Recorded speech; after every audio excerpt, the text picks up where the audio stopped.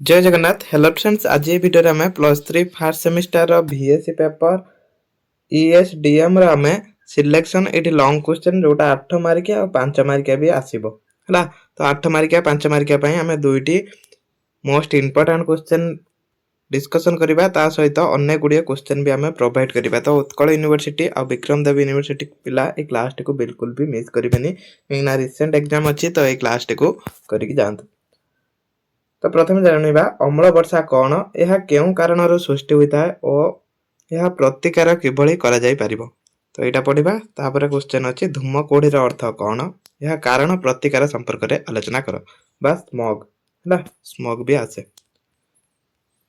अम्ल वर्षा वायु प्रदूषण अन्य एक मारात्मक परिणाम। तो अम्ल वर्षा द्वारा कौन होता है, वायु प्रदूषण होता है। अम्ल वर्षा है प्रक्रिया कोयला, प्राकृतिक गैस, प्राकृतिक तैल प्रभृति बहन और अन्य केतेक प्रकार कल कारखाना आरंभ हुए। ताने जो अम्ल वर्षाटा कौठू आरंभ होता है ना, कोयला जालन रु आरंभ हुए, प्राकृतिक गैस रु, प्राकृतिक तैल यही सब कल कारखाना। तो यही सब रु कौन होता है ना आरंभ होता है। आमे आमे जानू जे दहन हेउची एक रासायनिक प्रक्रिया जो कि वायुमंडलीय अम्लजान बहन हेउथुबा वस्तुटी थिबा कार्बन, नाइट्रोजन, सल्फर अन्यान्य एलिमेंट मानक सहित मिसी से सबू को कौन करता है ना एलिमेंट मानक ऑक्साइड रु सृष्टि करे। तो यहीटा कौन कहला देखंतु, यही सब कौन होता है ना, यही सब जो दहन रही जहाँ भी आम पढ़िले, तो यही सब दहन कौन करे ना रासायनिक प्रतिक्रिया कौन होता है ना वायुमंडल रे अम्लजान दहन होता वस्तुटी जमीक कार्बन, नाइट्रोजन, सल्फर यही मान सहित कौन करता है ना ये मिसी थाए। जालनी जदि सल्फर बा नाइट्रोजन थाए ताहले अम्लजान सहित सेमानक रासायनिक क्रिया फल सल्फर डाइऑक्साइड और नाइट्रोजन ऑक्साइड गैस सृष्टि हुए। तो यहाँ रही कौन कारण अम्ल वर्षा पाई।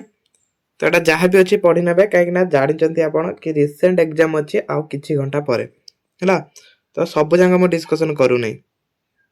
तो मेन रही कौन ना यार अम्ल वर्षार प्रभाव कौन आ तार प्रतिकार। तो यही टॉपिक तो आमर मेन रही। तो अम्ल वर्षा कौन ये पढ़ी पारे आपण। तो यही टॉपिक मेन रही। तो अम्ल वर्षार प्रभाव कौन कौन प्रभाव रहा, अम्ल वर्षा जो मूर्तिका द्रवीभूत अम्ल परिमाण वृद्धि घटी थाए। यह मूर्तिकार बास करुवा जीवजंतु माने मृत्यु मुखरे पड़ी था। ताने कौन होता है ना मूर्तिकार जो अम्ल वर्षा कौन कर ना मूर्तिकार द्रवीभूत अम्ल परिमाणटा वृद्धि कर। तो यहाँ गोटे प्रभाव है मूर्तिकार अवस्थित विभिन्न उद्भिद पोषक गुड़िक अम्ल वर्षा जो अम्ल सह रासायनिक प्रतिक्रिया घटी थाए, जहा द्वारा तैयारी हेउतुबा यौगिक उद्भिद पोषक व्यवहृत हो पारे ना, जहा फल उद्भिद शरीर प्रक्रिया उपयुक्त भाव में साधन हो पारे ना।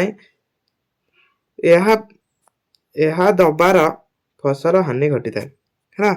तो ये सब कौन यार प्रभाव अच्छी पढ़ी ने।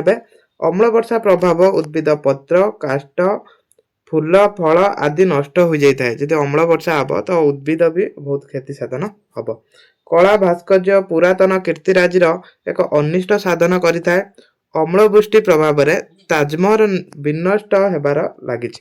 तो अम्ल वर्षार ये जो सब रही कला भास्कर्य से सब भी क्षय हो। अम्ल वर्षा जो विभिन्न जलाशय अम्ल वृद्धि घटी थाए, जहाँ जल प्राणी और उद्भिद मृत्युर कारण होता है। तो ये सब तार प्रभाव रही। तार प्रतिकार केमिति करिबा, जीवाश्म इंधन विकल्प व्यवस्था कार्यकारी हेले अम्ल वर्षा नियंत्रण हो पारिबो। हमें कौन करबा ना ए जो जीवाश्म इंधन रही ता बदल अलगा किछि व्यवहार करबा। कल कारखाना निर्गत हेउतबा अंगारकाम्ल बाष्प, क्लोरीन बाष्प, सल्फर डाइऑक्साइड आदि नियंत्रण हो पारिले अम्ल वर्षा परिमाण कम हो पारिबो। तो सेगुडा कौन करबा आमे नियंत्रण करबा। जोड़ा कल कारखाना निर्गत अंगारकाम्ल बाष्प, क्लोरीन बाष्प, तो युवाक आम कौन करवा कंट्रोल करवा।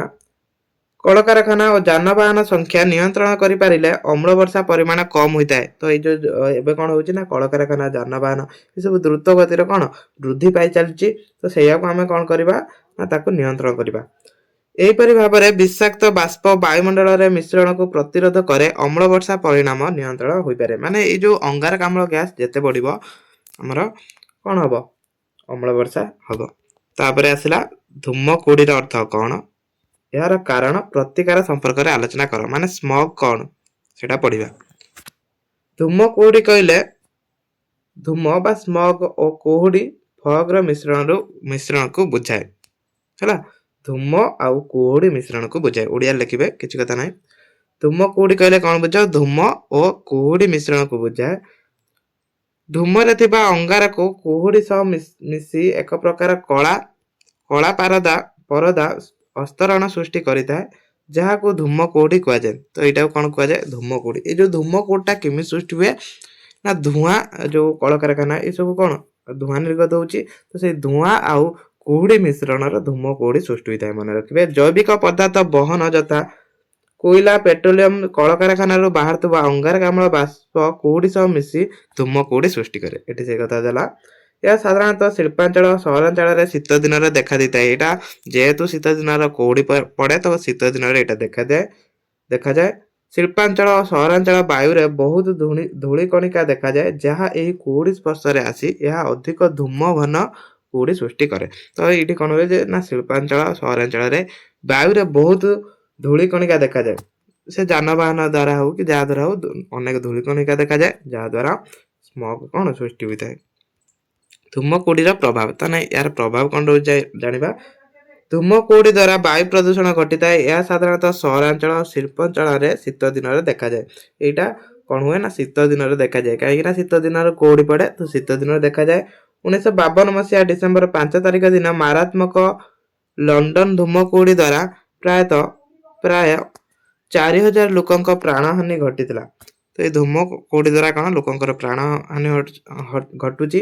ତ ସାଧାରଣତଃ ଆମେ ଦେଖିବା, ଯଦି କୁହୁଡ଼ି ହେଉଛି ତ ରାସ୍ତାରେ ଗାଡ଼ି ଯାଇପାରୁନି, ତ ସେଠି କ'ଣ ହେଉଛି ଲୋକଙ୍କର ଧନଜୀବନ ନଷ୍ଟ ହେଉଛି। ଧୂମକୁହୁଡ଼ି ଦ୍ୱାରା ଟ୍ରେନ୍ ଚଳାଚଳ ଓ ବିମାନ ଚଳାଚଳ ଆଦିରେ ବାଧା ସୃଷ୍ଟି ହେଉଛି। ଯଦି ଧୂମକୁହୁଡ଼ି ହବ, କିଛି ଦେଖାହବନି, ତ ଟ୍ରେନ୍ କେମିତି ଚାଲିବ? ସିଧା ମାନେ ଯଦି ଆମେ କହିବା ସାଧାରଣ କଥା, କାରଟେ କେମିତି ଚାଲିବ?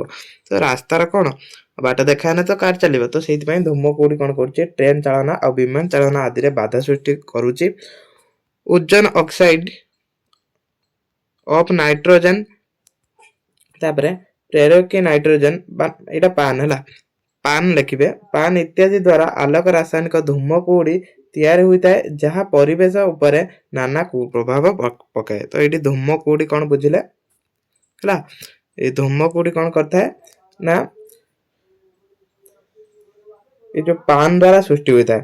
ଆଲୋକ ରାସାୟନିକ ଧୂମକୁହୁଡ଼ି ତିଆରି ହୋଇଥାଏ, ଯାହା ପରିବେଶ ଉପରେ ନାନା କୁପ୍ରଭାବ ପକାଇଥାଏ। ପରିବେଶ ମାନେ ପରିବେଶର ସବୁ, କେବଳ ନୁହେଁ କି ମଣିଷ ଉପରେ, ତ ପରିବେଶର ଅନ୍ୟ ପ୍ରାଣୀ ଉପରେ ମଧ୍ୟ ପ୍ରଭାବ ପକାଇଥାଏ। ଧୂମକୁହୁଡ଼ି ଦ୍ୱାରା ପରିବେଶ ତାପମାତ୍ରା ବିପରୀତ ଅବସ୍ଥା ଯୋଗୁଁ ଅସନ୍ତୁଳିତ ହୋଇଥାଏ।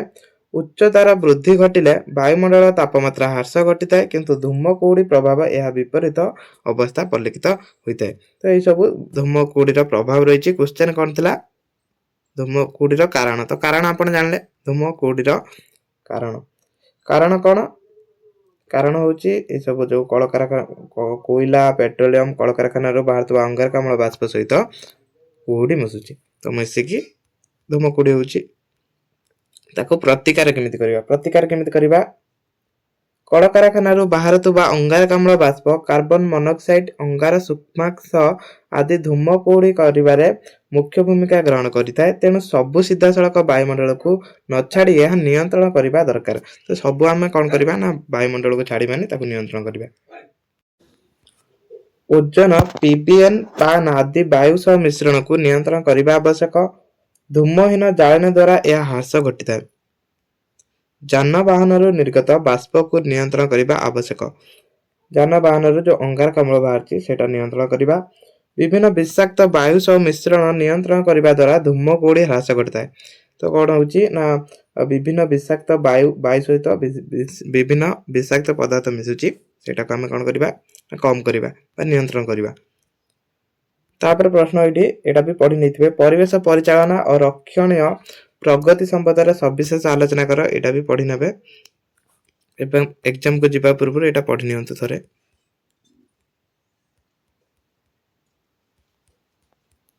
ତାପରେ ଏଇଟା ଗୋଟେ ଇମ୍ପୋର୍ଟାଣ୍ଟ 2 ମାର୍କିଆ 5 ମାର୍କିଆ ପାଇଁ ରହିବ। ୟୁଟିଫିକେସନର ଅର୍ଥ କ'ଣ? ଏହା କିପରି ପ୍ରତିରୋଧ କରାଯାଇ ପାରିବ ବର୍ଣ୍ଣନା କର। तो यूटिफिकेशन कौन एटा पढ़ी 2 मार्कियार तो एटा खाली टिके लॉन्ग क्वेश्चन पे यार केमिति नियंत्रण एठी एक्स्ट्रा देछि तो यूटिफिकेशन कौन आम पूर्व क्लास रे पढ़ी 1986 मसीह परिवेश सुरक्षा आईन मुख्य उद्देश्य और वैशिष्ट्य आलोचना कर कौन तार मुख्य उद्देश्य और वैशिष्ट्य एठी देछि देखंतु परिवेश सुरक्षा आईन मुख्य उद्देश्य और परिसर तार वैशिष्ट्य एटा पढ़िबे